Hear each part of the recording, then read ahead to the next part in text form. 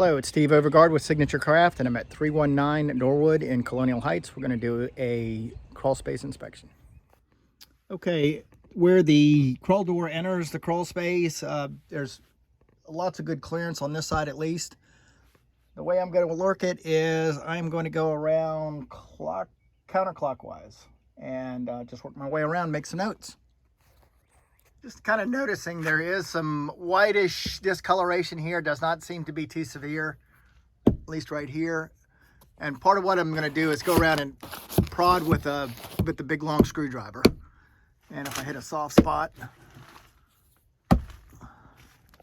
this is just something that caught my eye. This is an electrical wire that goes through the foundation wall and is just capped off. It ought to be in a junction box with a proper cover. And the joists are 2x10 and 16 on center, just for reference. Peeking up in the wall cavity along the foundation wall, and just see a little bit of discoloration. It doesn't look terrible. It feels solid. This is just something to note. It's not a concern. I've got a stair step crack here down the foundation wall. It is following the mortar joint in the pattern you would expect it to go in. It is not cracked through the block, so I don't consider that a structural defect. And I'm also noticing too here, these are holes that were drilled prior when a termite treatment was done sometime in the past. So the house has been treated at least one time for termites. Some of the installation is falling down. That's not unusual. Sometimes rodents and we'll get up there and push it down. Sometimes it's just gravity. Over time it falls down, the hangers give loose. So that's normal. Vapor barrier is in generally poor condition. It is not covering all of the ground either. So when we do our thing, probably the best thing to do is come in with a 6 mil black vapor barrier after everything is done. Take out the old vapor barrier, put in a new one, and staple it to the ground. And the exposed dirt here, I'm going to describe that as mildly damp. It's not wet, it's not saturated, it's just mildly damp, which is kind of what you'd expect to find this time of year in this climate. Okay, I'm at the front of the house. If you're looking at the house from the street, it would be the front left. There's some discoloration up here in this pocket. I don't think that's mold. I think that's probably camel cricket droppings, most likely. Okay, and here's a foundation vent which appears to be closed. Most of the people nowadays are going with the foundation vents that open and close automatically according to the ambient temperature. So in the wintertime they close themselves automatically. In the summertime they open back up for ventilation. And the exposed ground along in this area is a little bit wetter, but not terrible. Here's another example of a vent that should be open that is closed. And I'm still kind of in the front of the house-ish, just looking towards from the left to the right. I can see some insulation dangling there, just like the other place. I'm still kind of in the front left and the section where the house bumps out. I've checked the band board, the sill plate. Everything looks fine so far. I've checked a number of the joists. I'm not finding any rot, any deterioration so far. Everything's in great shape. Due to the depth of the house has 2 center beams. There's the one that's towards the front. This appears to be, not positive, appears to be a black widow, but I'm not going to put my finger in there to be sure. It's shaped like one. It's got the color. Of course, the black widows have got that red hourglass thing, which I don't know if it's there or not. Okay, location-wise, I am still on the front left, and I'm about midway between the 2 points where the house bumps out and then bumps back in.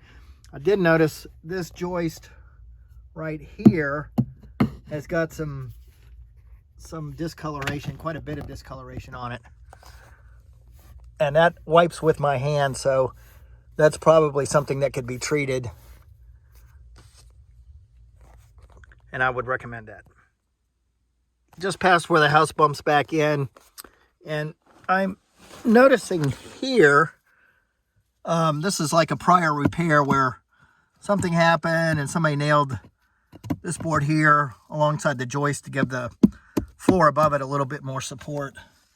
And it's on both sides. It looks like the plywood has been replaced because that doesn't, these two plywoods don't look the same. So I'm going to guess this is probably near a door, and there was some deterioration in the floor, and it got fixed.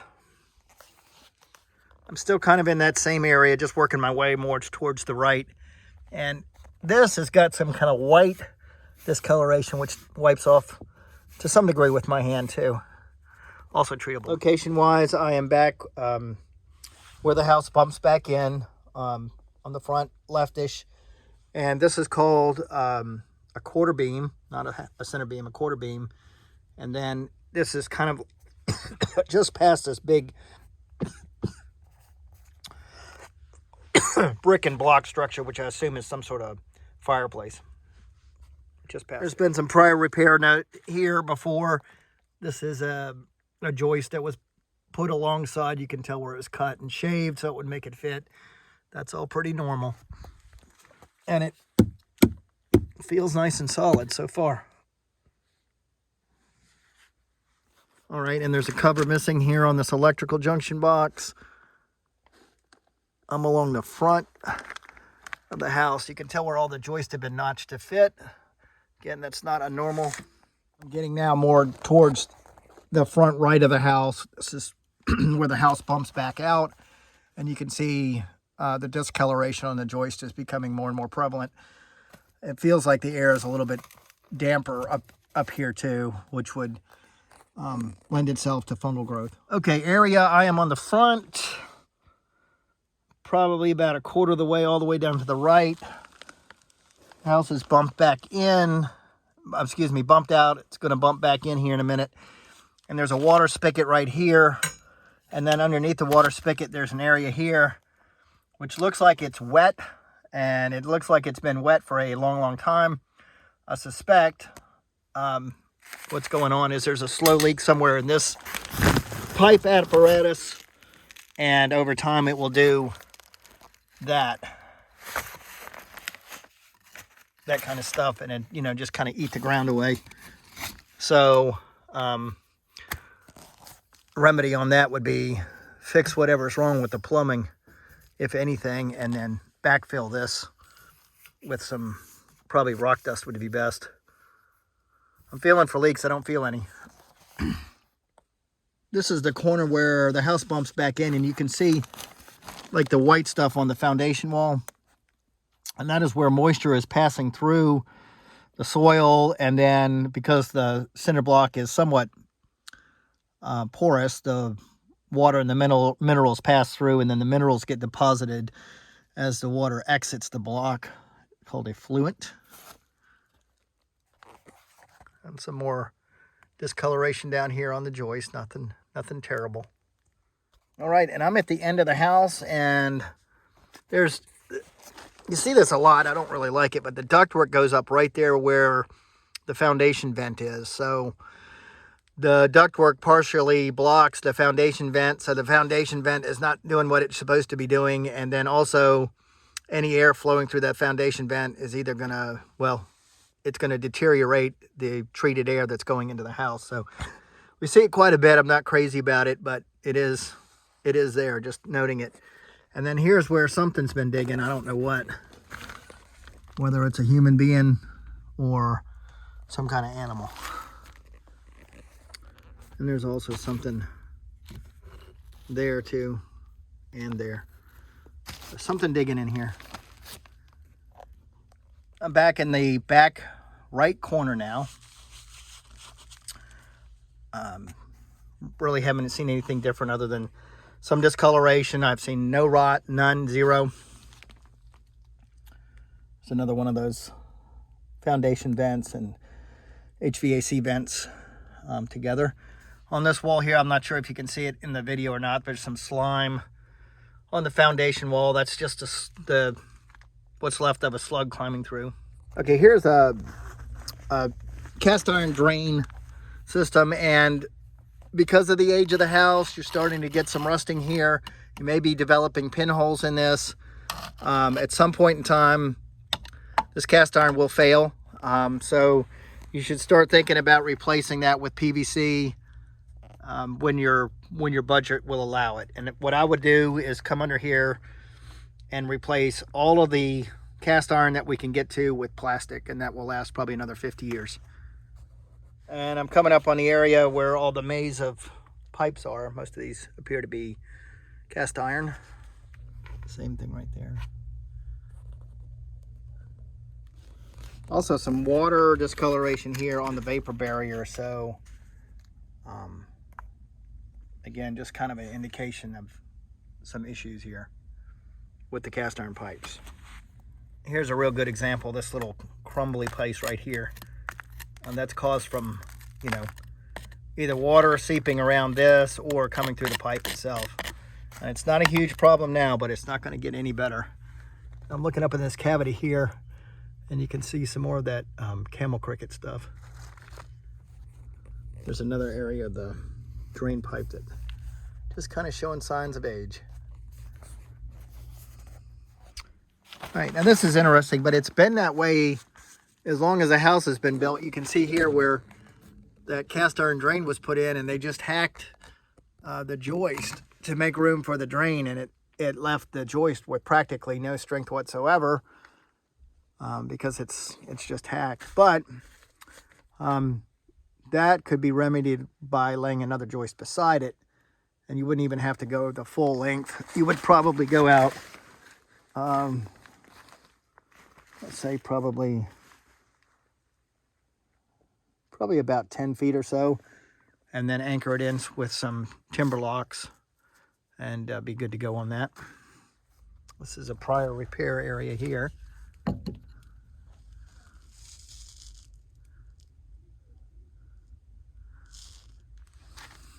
All right, now there's a piece of cast iron pipe here.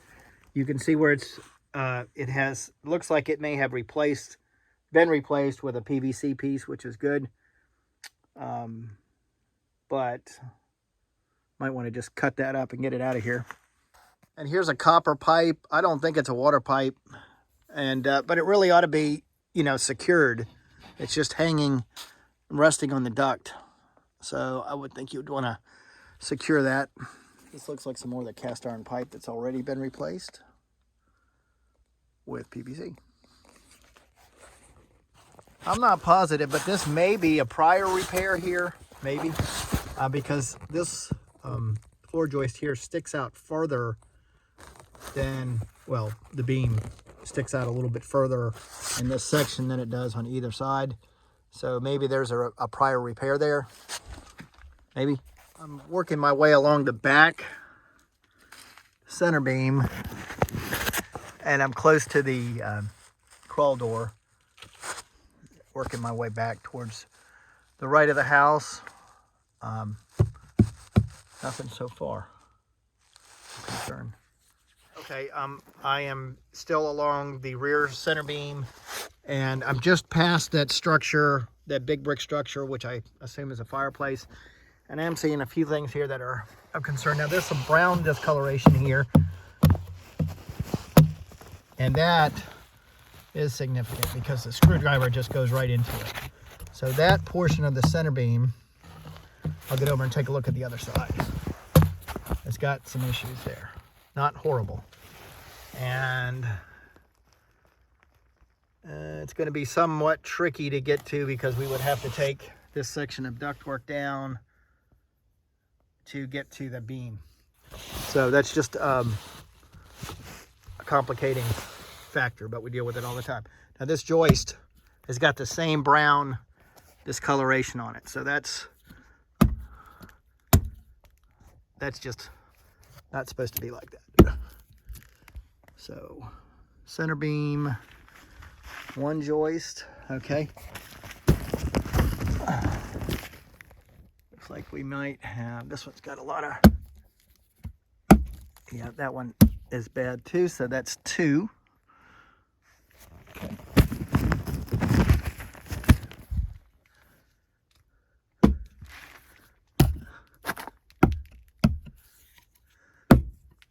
That one's okay. That one has got a lot of discoloration, but it doesn't mean it's bad.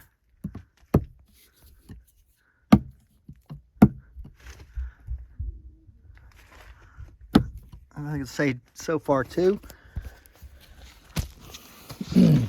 Just for reference, that area there, once that ductwork is out of the way, there are some electrical lines here that are going to have to be, and some pipes. I'm going to have to work around those.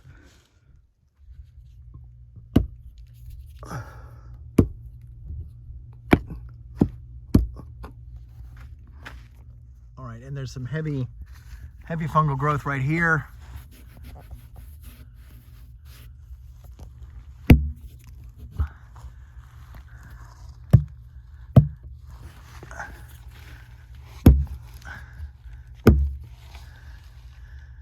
I feel like that would be a lot weaker, but it's really not that bad. And there's a bunch of joists right here too, and they're stacked in there closer than 16 inches, so that's iffy. Going on the back side of here,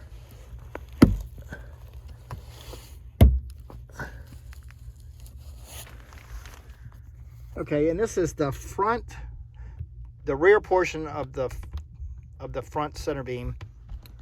And I'm maybe about 20 feet from the big brick structure, and it looks like, casually it would look like this would be termite infestation, but these are not termite. Those are not termite structures, so not to me anyways. And I can see them up in this area too, but it's not a termite structure.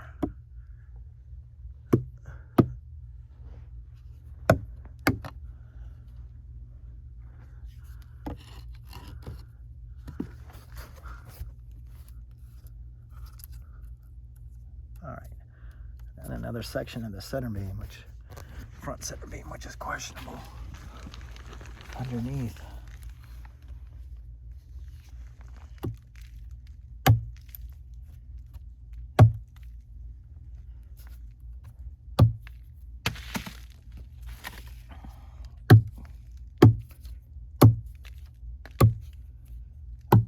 Not horrible.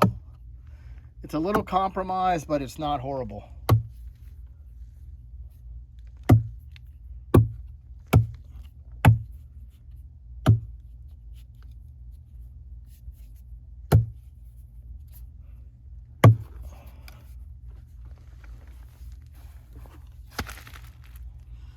There is room on the back. This is the structure. This is 3, I think it looks like 2x8s nailed together.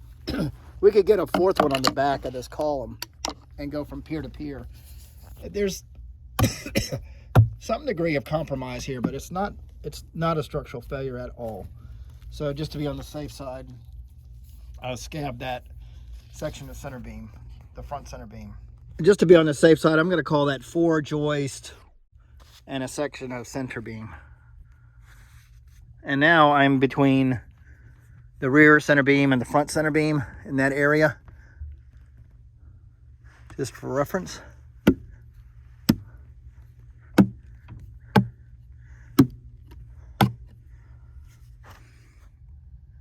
Now this joist is between the front and the rear center beam. That's the rear center beam. That's the front center beam. There's no question this joist is gone. So, but it's a short one. A little bit tricky getting it in there.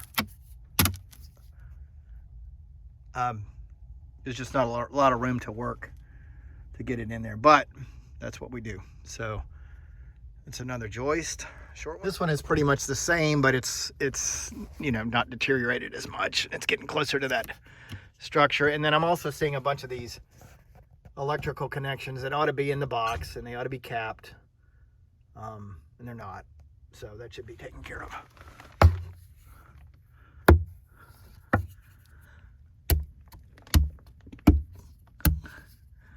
All right, now the underside of this center beam section is a little deteriorated, but like I said, we can get an additional center beam right up on that ledge and go from there to there, and then go from there to there.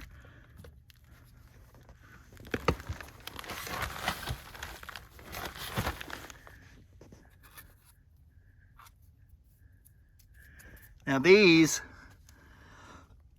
do appear to be termite structures. They're a little crunchier, perhaps.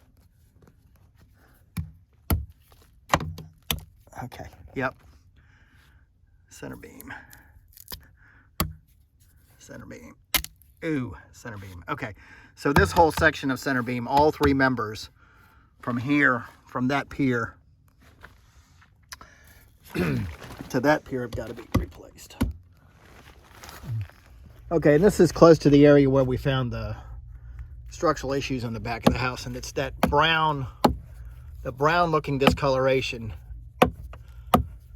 It seems to be the problem. So again, no structural failure here, but to be on the safe side, we could get another center beam from that pier to that pier and get it lodged in there somewhere so it would be reinforcement. But the house is not going to fall down, that's for sure. So that'll be 3 sections of center beam. I counted 10 vents, crawl space vents, need to be turned into automatics. I did not go in the crawl space underneath the floor door. I'm going to need a crawl door.